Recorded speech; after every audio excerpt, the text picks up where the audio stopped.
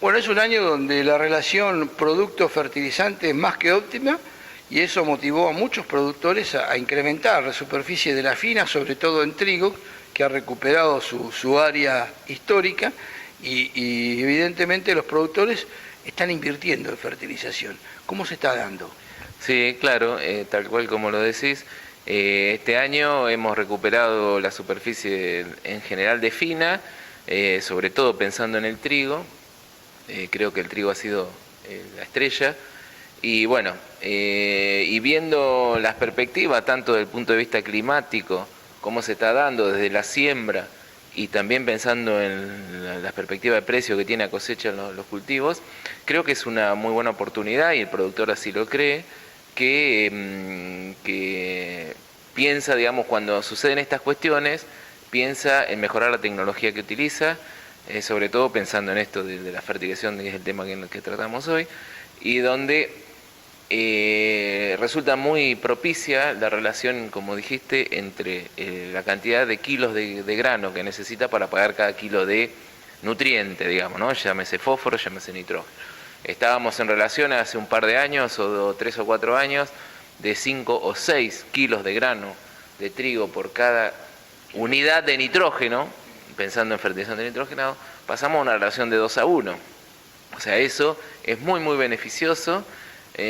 Nosotros tenemos en general en los ensayos respuestas de que un trigo, fertilizándolo bien, fertilizado, con todo el nitrógeno que necesita para alcanzar un determinado rendimiento, podemos estar pensando entre 10 y 20 kilos de grano por cada kilo de nitrógeno que estamos aplicando. Sí, la relación es muy buena. Entonces, el productor se da cuenta de eso inmediatamente y bueno, y eso hace que compre más fertilizante como para aplicar. Bueno, Sí. perdón que te interrumpa. Compre más fertilizante para aplicar. ¿Y lo aplica bien, lo distribuye bien a lo largo del cultivo o le larga una batería al comienzo y después se cruza de brazo? Claro, bueno, entonces ahí está cuando nosotros usamos dosis normales o lo que usa un productor habitualmente en un campo, con una sola aplicación sería suficiente. Como ya estamos pensando en cultivos de alta fertilización para alto rendimiento y alta calidad, la estrategia de fertilización debería ser diferente.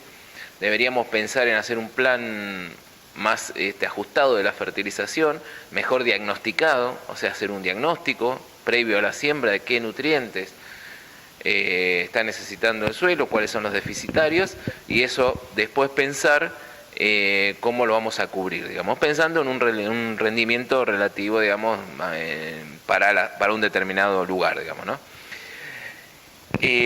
Una vez que hacemos eso, ahí sí se puede pensar en qué dosis de fertilización voy a aplicar, y si esas dosis se van elevando, hay que pensar también estratégicamente en no aplicarlo en una sola operación, sobre todo pensando en momentos que generalmente se hacen las primeras aplicaciones en el momento de la siembra o cuando el cultivo tiene alrededor de 2-3 hojas, y nosotros tenemos que pensar que en ese momento el cultivo los suelos están, digamos, saliendo de un barbecho prolongado, o sea, están a capacidad de campo, o sea, con la máxima acumulación o retención de agua que pueda hacer un suelo.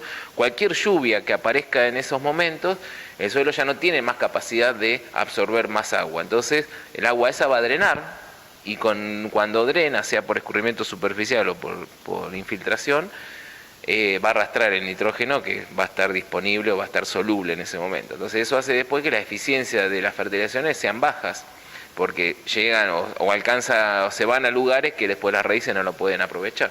Entonces cuando pensamos en altas dosis de fertilización, lo que tendríamos que pensar es hacer aplicaciones tempranas para ir cubriendo la demanda temprana del cultivo, pero ir después diagnosticando y monitoreando el cultivo para saber si es necesario hacer nuevas fertilizaciones en momentos un poco más tardíos, en la medida que el cultivo lo va necesitando. Por supuesto que esto tiene ventajas y desventajas. La ventaja es que yo voy a hacer un mejor aprovechamiento del nitrógeno, va a ser mucho más eficiente la fertilización, lo vamos a estar aplicando en el momento que el cultivo lo necesita, entonces ahí lo va a absorber inmediatamente y no vamos a tener tantas pérdidas, ya sea por lavado o por volatilización también se podría producir. Y ante cualquier eventualidad climática que suceda, digamos, algún estrés hídrico o demás, más adelante durante el ciclo, por ahí decidamos no aplicarlo. Entonces evitamos haberlo aplicado porque ya no va a haber respuesta si hay un estrés hídrico. Entonces, esas serían las ventajas. Las desventajas serían que nosotros, bueno, tenemos que pensar en hacer más aplicaciones, por lo tanto, serían más pasadas de máquinas con aumento de costo de la aplicación. Ahí está el tema. Yo hago el número sobre el nitrógeno, pero el costo y el daño colateral es el costo del gasoil. Exacto, bueno, entonces ahí tenemos que pensar, digamos, no solamente pensar en esta relación precio de producto sobre precio del nitrógeno, sino también, por supuesto, tenemos que adicionar el costo de la aplicación, que no obstante eso también se puede manejar y hoy se está trabajando en años como estos, que es muy posible que haya que hacer entre 1 o 2 aplicaciones de fungicidas. Si el año sigue como continúa y el volumen de follaje de los cultivos está tomando una importante cantidad de biomasa, entonces eso hace que siempre la biomasa se mantenga húmeda después, y bueno, entonces eso hace que en definitiva siempre la presencia de enfermedades va a haber más presión de las enfermedades. Entonces seguramente vamos a tener que pensar en hacer aplicaciones de fungicidas, y hoy hay muchos productos que son fertilizantes que se pueden aplicar en mezclas con los fungicidas, y en ese caso también podríamos pensar en hacer fertilizaciones en conjunto con el fungicida, y eso haría que los costos se mantuvieran, digamos, no tendríamos que pensar en hacer una fertilización extra, digamos, un costo extra por gasto de combustible. Vos hablaste de monitoreo. Yo voy monitoreando constantemente y ¿cuál es el último estadio para la aplicación de fertilizantes? ¿Sería la expiación? Sí, nosotros cuando trabajamos y estamos viendo y vamos evaluando hasta dónde tenemos impacto, tenemos seguridad de impactos hasta una semana post-antesis, o sea, una semana después de que pasa la antesis, que serían unos 10 o 12 o 15 días después de la espigación. Hasta ese momento, generalmente cuando yo me atraso en la aplicación, tengo más respuesta en calidad que en rendimiento, pero muchas veces yo apliqué muy temprano, ese fertilizante generalmente se va a ir mucho a grano, al número de granos, aumenta el rendimiento por aumento en el número de granos, y eso hace que el nitrógeno se diluya mucho con el grano y baje la proteína.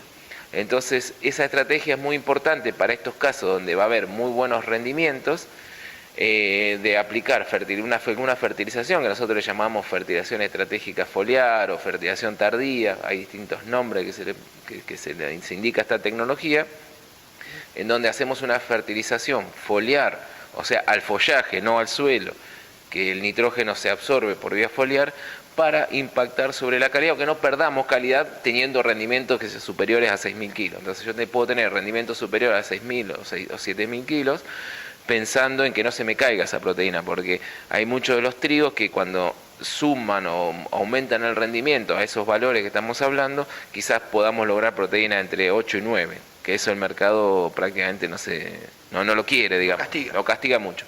Entonces nosotros lograríamos, haciendo una fertilización estratégica, que tengamos muy buenos rendimientos y al menos que no se nos caiga la proteína, que alcancemos valores de comercialización normales que andan alrededor de 10,5 o 11% de proteína. Muchas gracias. Bueno, gracias a vos.